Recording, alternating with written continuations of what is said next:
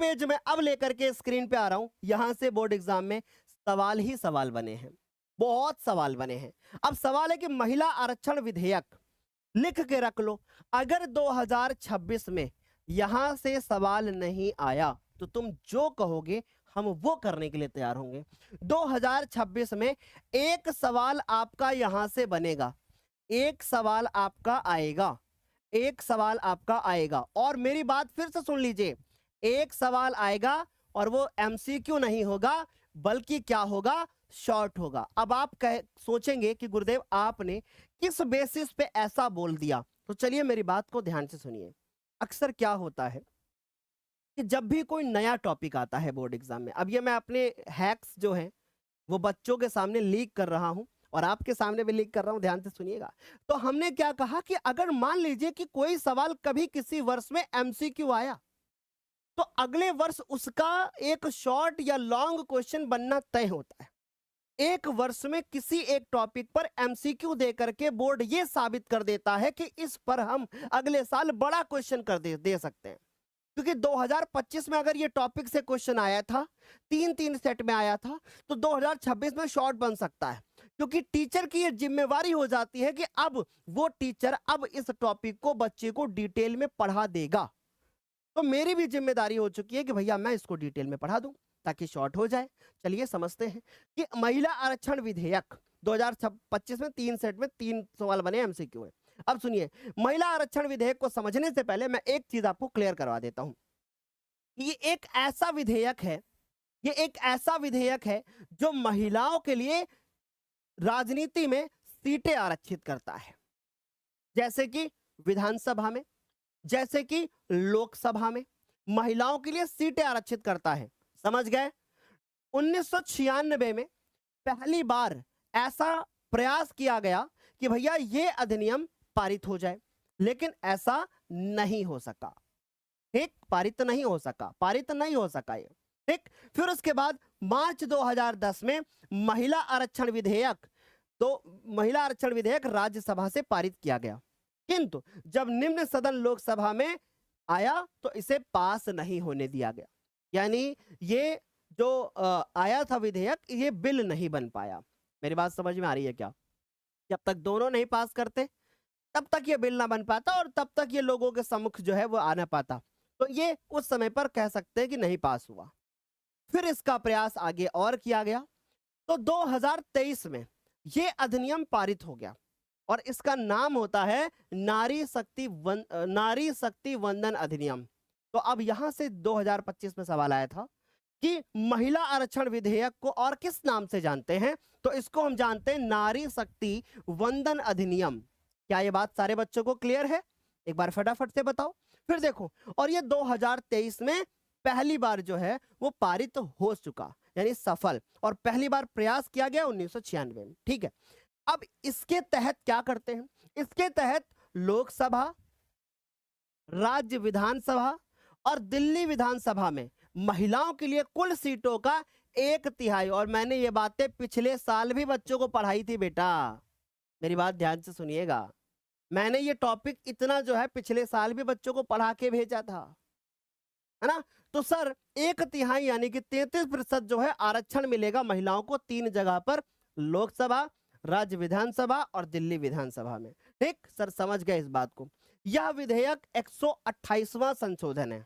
2025 में यह सवाल नहीं बना कि भैया ये कौन सा संशोधन है, तो आप लिख के रख लो इस साल का एमसीक्यू। ये पेपर लीक हो रहा है इधर से। 2026 का ये बोर्ड एग्जाम 2026 में एमसीक्यू तय यहां से बन सकता है, क्योंकि 25 में बाकी चीजें पूछी उन्होंने। अब ये सवाल बन सकता है कि भैया 128वां संशोधन जो है, ये ऐसा नहीं होता बेटा कि हम कोई क्लास पढ़ाने के लिए आए और बस किसी से बोल दे भैया पीपीटी बना देना है, राज भैया पीपीटी बना देना। जो चैप्टर हमको पढ़ाना होता है ना, या किसी भी टीचर को पढ़ाना होता है ना, जब तक वो टीचर स्वयं उसके ऊपर काम नहीं करता उसको पढ़ाता नहीं है। हमने इस आज की क्लास को पढ़ाने के लिए 4 घंटे एक्स्ट्रा मेहनत करी है। अब एक्स्ट्रा मेहनत वो नहीं होती कि किताब ले लिया रट रहे हैं बैठ करके, कुछ लोग कह देते हैं ऐसा, तो ऐसा नहीं करते हैं। होता यह है कि एक एक सवाल वेरीफाई किया जाता है एनसीईआरटी किताब से, रेफरेंस बुक से और गूगल से, और प्लस उसके बाद जो और एआई के बहुत सारे अलग अलग से, जो जानते हो आप लोग, अब क्या ही नाम लो इधर, है ना। तो अब आप समझ गए होंगे कि सर एक बार नहीं कई बार चीजें लेकर के बहुत सारी चीजें बताते हुए तब यहां पर आते हैं, ठीक। तो इसलिए याद रखना, एक टीचर एक क्लास को करने के लिए घंटों मेहनत करता है, तब आपके सामने क्लास परोसी जाती है, ठीक। तो हमने क्या कहा कि इसका 128वां संशोधन जो है वो कब 2023 के रूप में पेश किया गया और संसद द्वारा इसे पारित किया गया। अब मेरी बात बहुत ध्यान से सुनिएगा, यह अधिनियम पारित हो गया, जब तक संसद इसमें परिवर्तन नहीं करेगा, अब ये भी एक्स्ट्रा बता रहा हूं, जब तक संसद इसमें परिवर्तन नहीं करेगा ये अधिनियम 15 सालों तक कार्य करेगा, ठीक। क्लियर हो गया। 2026 की जनगणना जब हो जाएगी उसके बाद परिसीमन हो जाएगा। परिसीमन क्या होता है सर? यानी जो क्षेत्र होंगे उनकी सीमाएं तय हो जाएंगी। सीमाएं तय होने का मतलब है कि जैसे अधिकार तय होना। जैसे फॉर एग्जांपल मैं बताता हूं, मान लीजिए कि यह एक क्षेत्र है और यह दूसरा क्षेत्र है, तो अब अगर ऐसा लगता है कि भैया ये जनसंख्या जो है इसमें ज्यादा हो गई इसमें कम, तो इसकी संख्या कम हो गई तो इसे बढ़ाया जा सकता है, ठीक। तो जब परिसीमा जो है, परिसीमन आपके सिलेबस से बाहर है लेकिन फिर भी आपको पता होना चाहिए, तो जब ये जनगणना परिसीमन हो जाएगा उसके बाद ये अधिनियम जो है पूर्ण तरीके से कार्यकारी हो जाएगा, काम चालू हो जाएगा। क्या यहां तक सारे बच्चों को क्लियर हो गया? एक बार फटाफट से बताओ, क्या यहां तक सारे बच्चों को क्लियर है? प्रिंस ने 100 रुपये का सुपर चैट भेजा है और 20 रुपये फैसल ने भेजा है। क्यों भाई, बहुत पैसा है क्या तुम लोगों के पास? हाँ, ऐसा क्यों करते हो भाई? ठीक है, कुछ बन जाना तो करना ये सब चीजें। अब हम बात करते हैं धर्म, सांप्रदायिकता और राजनीति के बारे में बात करते हैं। किसके बारे में बात करते हैं? धर्म, सांप्रदायिकता और राजनीति। इसको समझने से पहले हम ये समझते हैं कि सांप्रदायिकता क्या होती है, ठीक। तो पहले इसको हटाते हैं, पहले ये समझते हैं कि सांप्रदायिकता क्या है, ठीक। बहुत अच्छे से समझना। सांप्रदायिकता का मतलब होता है, सांप्रदायिकता का मतलब होता है,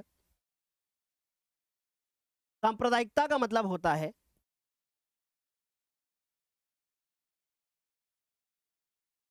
लड़ाई, दंगे, मारपीट,